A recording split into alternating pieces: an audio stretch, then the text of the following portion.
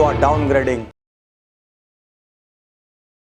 साथियों, आपको यह जानकर आश्चर्य होगा कि दुनिया में सबसे ज्यादा बिकने वाले पार्ले बिस्किट ने 25 साल से अपना दाम नहीं बढ़ाया, क्योंकि एक बार पार्ले जी ने 50 पैसा बढ़ाया तो उसी वक्त सेल बुरी तरीके से गिर गई और लाखों जनता ने प्रोटेस्ट करना शुरू कर दिया, मानो पेट्रोल का दाम हो। 2013 में इसका टर्नओवर 5000 करोड़ था और 2017-18 में इसका टर्नओवर 8000 करोड़ से भी ज्यादा है।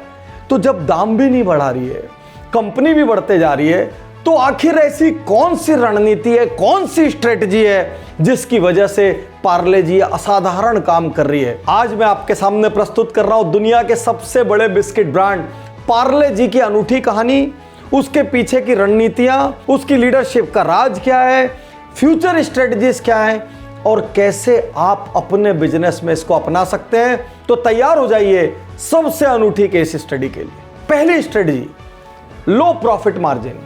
पार्ले जी ने यह तय कर लिया कि चूंकि पार्ले जी हमारा ड्राइवर प्रोडक्ट है, ड्राइवर प्रोडक्ट का अर्थ इस प्रोडक्ट की वजह से हम देश के कोने कोने तक पहुंचते हैं, तो हम इस प्रोडक्ट को ड्राइवर प्रोडक्ट मान के इसमें अपनी मार्जिन्स कम रखेंगे ताकि हर घर में पार्ले जी नजर आता रहे और अपने कॉस्ट की वजह से, वैल्यू फॉर मनी की वजह से पार्ले जी सबकी जबान में और सबके दिमाग में चढ़ा रहे।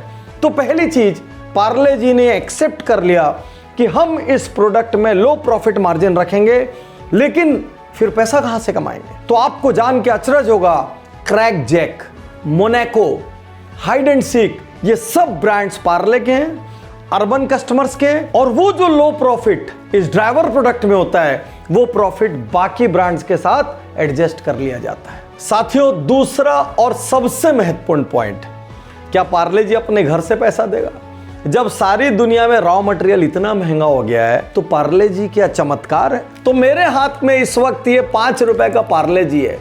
कहते हैं 5 रुपए में पहले 100 ग्राम, फिर 90 ग्राम, फिर 80 ग्राम इस तरीके से आया करता था, और आज अभी जब मैं इस पैकेट में पढ़ रहा हूं तो ये 65 ग्राम हो चुका है। और मजे की बात ये है, उसमें भी लिखा हुआ है 55 ग्राम प्लस 10 ग्राम एक्स्ट्रा, मतलब एक्चुअली 55 ग्राम का हो गया है, 10 ग्राम आपको एक्स्ट्रा दिया जा रहा है, क्योंकि इनको पता है प्राइस मत बढ़ाओ, क्योंकि लोगों के दिमाग में प्राइस रजिस्टर्ड है। तो क्या ये पॉलिसी आप भी अपने व्यापार में अपना सकते हैं? ये कोई गलत बात नहीं है, ये कोई चीटिंग भी नहीं है, क्योंकि यहां पर वेट प्रिंटेड है। आप भी यदि प्राइस सेंसिटिव प्रोडक्ट बेच रहे हैं और यदि प्रॉफिट मार्जिन पे प्रेशर आ रहा हो तो आप भी क्वांटिटी और वेट के साथ थोड़ा प्ले कर सकते हैं, कहीं कोई दिक्कत की बात नहीं है यदि आपकी जनता भी प्राइस सेंसिटिव है तो। Strategy number 3, buying intelligence. साथियों, व्यापारिक बुद्धि कहती है रॉ मटेरियल की खरीद में जो पैसा आपने बचा लिया वो आपका नेट प्रॉफिट है। और साथियों, पार्ले जी अपने रॉ मटेरियल्स की परचेज इतने ऑर्गेनाइज्ड, इतने मेटिकुलस ढंग से डायरेक्ट सोर्सेस से करता है कि उनकी रॉ मटेरियल की कॉस्ट शायद हिंदुस्तान में सबसे रीजनेबल मानी जाती है। और इस बचाई गई कॉस्ट की वजह से, इस बाइंग इंटेलिजेंस की वजह से वो अपनी प्राइस की कॉस्ट कंज्यूमर लेवल पर एकदम स्टेबल रखे हुए हैं। Strategy number 4, operational efficiency. कहते हैं पार्ले जी की जो प्रोडक्शन लाइन है वो इतनी एफिशिएंट है, उसमें वेस्टेज की नील और नेग्लिजिबल गुंजाइश है। फिगर्स तो यहां तक भी कहते हैं कि 115 टन जब वो बिस्किट प्रोड्यूस करते हैं तो खाली 1% का वेस्टेज आता है।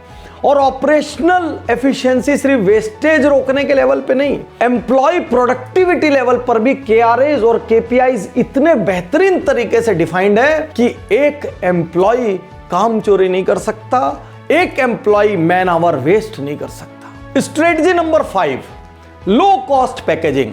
उन्होंने देखा जब जनता प्राइस सेंसिटिव है तो इसको ज्यादा तामझाम में पहले एक पेपर फिर दूसरा पेपर, इतना नाटक करने की कोई जरूरत नहीं है। इन्होंने वैक्स पेपर्स हटाए और वैक्स पेपर हटाकर सिंपल प्लास्टिक की पैकेजिंग कर दी। यदि आप ये ध्यान से देखेंगे तो ये सिंपल प्लास्टिक की पैकेजिंग है और इसको मैं यूं खोल सकता हूं, और यूं जब मैं इसको खोल रहा हूं तो सीधा बिस्किट निकल आता है, इसके अंदर कोई पेपर नहीं है। और मजे की बात ये कि इनके जो फैमिली पैक्स आते हैं इन फैमिली पैक्स के अंदर जो बिस्किट्स होते हैं इन पे तो रैपर भी नहीं होते, ये डायरेक्ट की डायरेक्ट ट्रांसपेरेंट पॉलीथीन्स में है, क्योंकि इनको पता है जब जनता प्राइस को लेके इतनी फिक्सेटेड है तो बाकी कोई और चीज से उसका लेना देना ही नहीं। यहां तक कि इन्होंने इतने साल में ये कवर गर्ल तक को चेंज नहीं किया, क्योंकि ये अपनी कॉस्ट को स्टेबल रखना चाहते थे। इनका सिंगल विनिंग फैक्टर क्वालिटी और टेस्ट के अलावा जो मेजर डिफाइनिंग फैक्टर है वो है price, price and price. Strategy number 6, strategic location of factories. इन्होंने क्या बुद्धिमानी लगाई, इन्होंने अपनी फैक्ट्रीज लगाई मुंबई में, इन्होंने फैक्ट्रीज लगाई कर्नाटका में, इन्होंने फैक्ट्रीज लगाई राजस्थान में, इन्होंने फैक्ट्रीज लगाई हरियाणा में। जहां जहां से एक बड़ा हिस्सा कवर हो सकता था डिस्ट्रीब्यूशन का, वहां वहां पे या तो खुद की फैक्ट्रीज लगाई या तो आउटसोर्सिंग की, जिससे लॉजिस्टिक्स का कॉस्ट सेव हो सके, जिससे वेयर हाउसिंग का कॉस्ट सेव हो सके, जिससे दूसरे मिसलेनियस कॉस्ट सेव हो सकें, जिससे क्विकली प्रोडक्ट सप्लाई हो सके, तो साल में इन्वेंट्री रोटेशन ज्यादा हो सके, ज्यादा बार फंड घूम सके।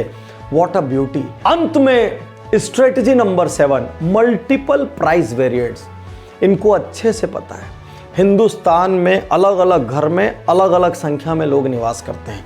कहीं छोटी सी न्यूक्लियर फैमिली है जहाँ हस्बैंड वाइफ रहते हैं, कहीं हस्बैंड वाइफ बच्चे रहते हैं, कहीं 2 भाई और उनकी फैमिली रहती है, कहीं बड़ी ज्वाइंट फैमिली रहती है।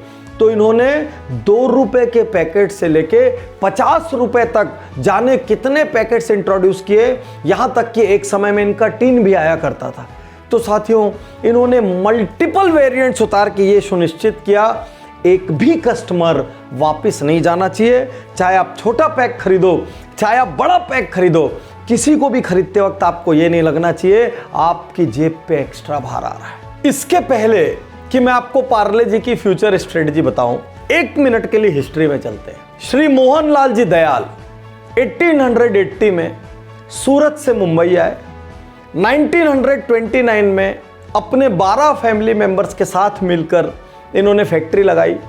कहते हैं सबसे इंटरेस्टिंग चीज कि फैक्ट्री लगाते लगाते लगाते ये प्रोडक्ट का नाम सोचना ही भूल गए। तो चूंकि मुंबई के पार्ला में इनकी फैक्ट्री थी, जिसको आज हम विले पार्ले के नाम से जानते हैं, तो पार्ला में इनकी फैक्ट्री थी, तो इन्होंने उस प्रोडक्ट का नाम ही पार्ले रख दिया, या कह लो कि पार्ले पड़ गया। और आप अचरज में पड़ जाएंगे जब आप कोई भी बिस्किट का ब्रांड रख दें, लेकिन देश के रिमोट एरिया में एक ग्रामीण आके बोलेगा वो पार्ले जी देना, उसको कोई मतलब नहीं है कि वो क्या ब्रांड है, उसके लिए हर बिस्किट पार्ले जी है। इतना सम्मान कमाने वाली कंपनी, इसकी फ्यूचर स्ट्रेटजी क्या है आखिर? क्या ये रिस्क नहीं है कि सिर्फ एक पार्ले जी के बिस्किट पे इतनी डिपेंडेंसी घातक हो सकती है?